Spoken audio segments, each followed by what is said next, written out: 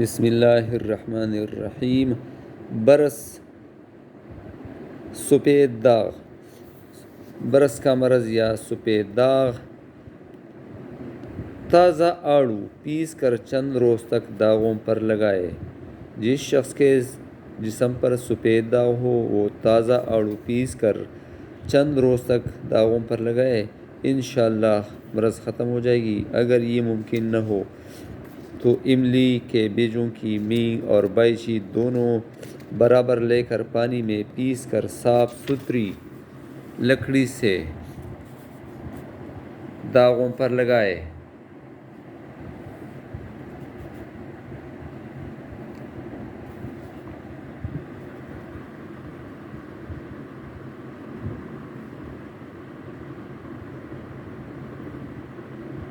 کیلے کے پیلے پتوں کو کڑوے تیل میں جلا کر اس میں مردار سنگ ملائے اور برس پر لگائے۔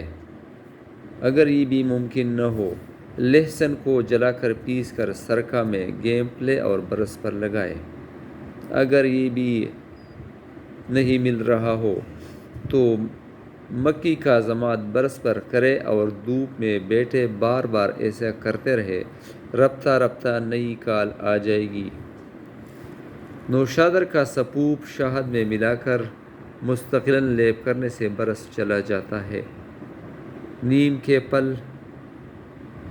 پھول اور پتے سب برابر لے کر پیس لے، روزانہ 2 گرام کھانا شروع کرے، تھوڑا تھوڑا اضافہ کرتے رہے لیکن 6 گرام کی مقدار پر رک جائے اور 40 دن تک اسی مقدار کو قائم رکھے۔ 40 روز بعد برس چلا جاتا ہے۔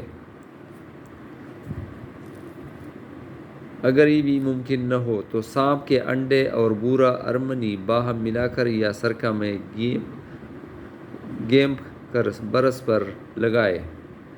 نہایت درجہ مفید ہے اور جذام کو بھی فائدہ دیتا ہے۔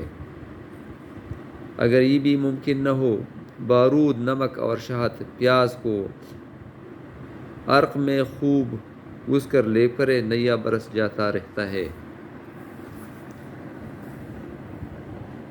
گائے کا بیجا سرکہ میں حل کر کے طلوع آفتاب سے پہلے ملنا چند روز میں مرض کو زائل کر دیتا ہے۔ اگر یہ بھی ممکن نہ ہو، چیل کا انڈا روغن میں بھون کر پیس کر برس پر لگانا تھوڑے دنوں میں فائدہ دیتا ہے۔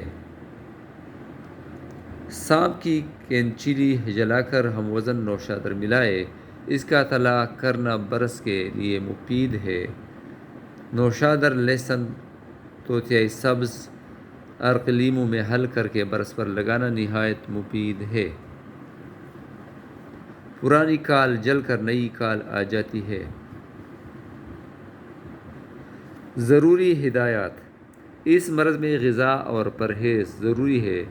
ارہر کی دال، چنے کی روٹی، اصلی گھی اور مذکورہ بالا ساری چیزیں استعمال کر سکتے ہیں۔ معالج سے پرہیز کے لیے ہدایات حاصل کریں۔ جو برس رگڑنے سے سرخ ہو جائے یا سوئی